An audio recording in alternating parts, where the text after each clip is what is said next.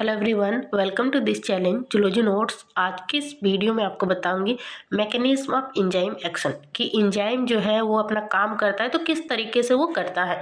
ये जो टॉपिक है एग्जाम में शॉर्ट नोट में पूछा जाता है, मतलब कि 7 मार्क्स के एग्जाम में ये पूछा जाता है। तो क्या होता है mechanism of enzyme action? The breaking of substrate into end product by an enzyme is called enzyme action। बोला जा रहा है कि एंजाइम के जरिए जब सबस्ट्रेट टूटता है एंड प्रोडक्ट में तो उसको एंजाइम एक्शन कहा जाता है। The compound on which the enzyme act is called the substrate. और बोला जा रहा है ये जो एंजाइम एक्शन में जो कंपाउंड इस्तेमाल होता है उसको मतलब वैसा कंपाउंड जो एंजाइम की तरह एक्ट करता है उसको सबस्ट्रेट कहा जाता है। Michaelis and Manton proposed a hypothesis for enzyme action. The enzyme action involved the following step। बोला जाए दो साइंटिस्ट हैं यहाँ पे, माइकलिस और मेंटन। इन्होंने बताया था कि एंजाइम एक्शन कैसे काम करता है। इन्होंने कुछ स्टेप के द्वारा इसे बताया है।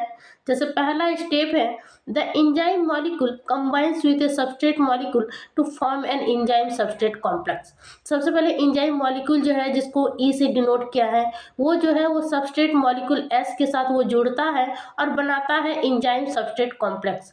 It is also called as Michaelis complex और इसको माइकलिस कॉम्प्लेक्स के नाम से भी जाना जाता है। उसके बाद आपको इस तरीके से बना देना है कि एंजाइम और सबस्ट्रेट मिलके एंजाइम सबस्ट्रेट कॉम्प्लेक्स बनाता है।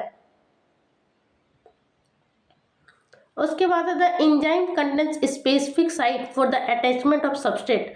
This site are called active site. बोले एंजाइम में जो होता है कुछ स्पेशल साइट होता है जो कि अटैचमेंट करता है, मतलब कि जुड़ता है वहाँ पे सबस्ट्रेट, और उस साइट सबको एक्टिव साइट कहा जाता है। और ये जो है ये बना हुआ होता है एमिनो एसिड का। The active site loosen the chemical bond in the substrate and this lead to the breaking of substrate into end product। बोला जो एक्टिव साइट जो है वो लूज करता है केमिकल बॉन्ड्स को सबस्ट्रेट में, जो कि क्या करता है सबस्ट्रेट को तोड़ने में वो हेल्प करता है। इन मतलब एक तरह से ये हेल्प करता है कि सबस्ट्रेट जो है टूट के एंड प्रोडक्ट में बदले। उसके बाद ये फिगर आपको ड्रॉ कर देना है। Finally the enzyme dissociate to form the end product. उसके बाद लास्ट में क्या होता है एंजाइम जो है वो टूट के एक एंड प्रोडक्ट में बदलता है। एंजाइम सबस्ट्रेट कॉम्प्लेक्स जो है वो एंजाइम में बदलता है और एंड प्रोडक्ट में बदलता है। पूरा इस फिगर को आपको ड्रॉ कर देना है कि कैसे ये काम करता है।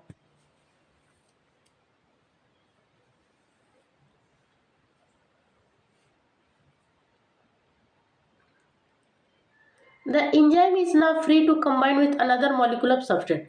उसके बाद एंजाइम जो है मतलब स्वतंत्र हो जाता है कि वो किसी भी मॉलिक्यूल मतलब किसी भी सबस्ट्रेट मॉलिक्यूल के साथ वो कंबाइन कर सकता है, जोड़ सकता है।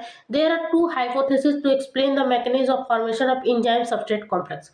बोला जा रहा है कि ये जो एंजाइम सबस्ट्रेट कॉम्प्लेक्स का जो फॉर्मेशन होता है, जो बनता है, उसको समझाने के लिए दो मैकेनिज्म दिया गया है। पहला है लॉक एंड की हाइपोथेसिस और दूसरा है इंड्यूस फिट हाइपोथेसिस।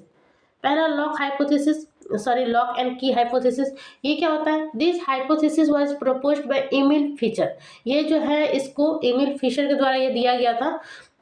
कब? तो 1914 में। और ये जो है ये आपको एमसीक्यू में पूछ सकता है कि लॉक एंड की हाइपोथेसिस किसने दिया था। उसके बाद आपको इस फिगर को ड्रॉ कर देना है।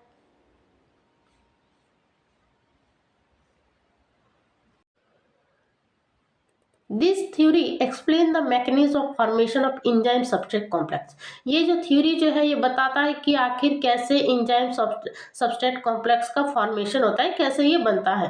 According to this hypothesis the enzyme molecule has one or more specific point.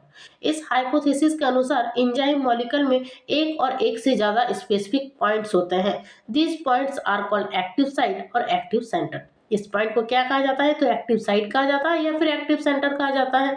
The active site exists in the enzyme in a rigid and proper conformation even in the absence of substrate। ये जो active site जो है ये enzyme को exit करता है एक मतलब परफेक्ट टाइम पे, और ये जो है सबस्ट्रेट के मतलब सबस्ट्रेट ना भी हो तो फिर भी ये एक सही मायने में काम करता है।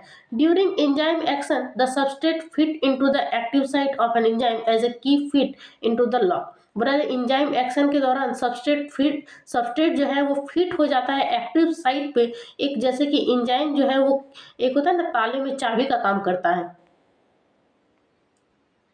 उसके बाद है induce fit hypothesis. This hypothesis was proposed by Koshland. It explain the mechanism of the formation of enzyme substrate complex. ये जो इंड्यूस फीट हाइपोथेसिस जो है ये कॉसलैंड के द्वारा दिया गया था 1963 में। साइंटिस्ट का नाम याद रखिएगा क्योंकि ये एमसीक्यू में पूछा जाता है। और इन्होंने बताया था कि कैसे एंजाइम सबस्ट्रेट कॉम्प्लेक्स का फॉर्मेशन होता है। These theories say that the active site does not possess a rigid and perform structure। इन्होंने कहा कि एक्टिव साइट में किसी भी तरह का एक होता ना स्ट्रक्चर मौजूद नहीं होता है सही तरह का। The region of the active site is flexible. और इसका जो एक्टिव साइट जो होता है वो फ्लेक्सिबल होता है, लचीला होता है। When the enzyme react with the substrate induce A conformational change in the active site of the enzyme. बोला जाए जब एंजाइम रिएक्ट करता है सबस्ट्रेट के साथ तो सबस्ट्रेट इंड्यूस होता है, एक तरह का चेंज लाता है एंजाइम के एक्टिव साइट्स पर।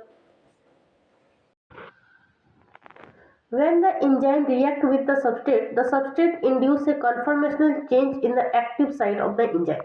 बोला जाए जब एंजाइम रिएक्ट करता है सबस्ट्रेट के साथ तो सबस्ट्रेट इंड्यूस होता है कन्फर्मेशनल चेंज में एक्टिव एंजाइम के एक्टिव साइट पर। This change result in the development of attraction between enzyme and the substrate so that an enzyme substrate complex is formed। बोला जरा इस बदलाव के दौरान क्या होता है, अट्रैक्शन का मतलब डेवलपमेंट होता है किसके बीच, तो एंजाइम और सबस्ट्रेट के बीच में, जिससे कि एंजाइम सबस्ट्रेट कॉम्प्लेक्स का फॉर्मेशन होता है। उसके बाद आपको इस फिगर को ड्रॉ कर देना है।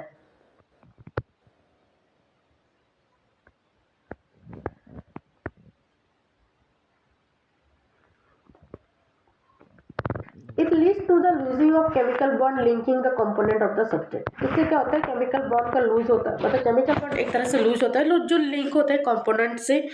as the reaction is completed the substrate is split into end product and enzyme is released। Reaction के दौरान क्या होता है तो इस सबस्ट्रेट जो है वो टूट के इन प्रोडक्ट में बदलता है और एंजाइम वहाँ पे रिलीज हो जाता है।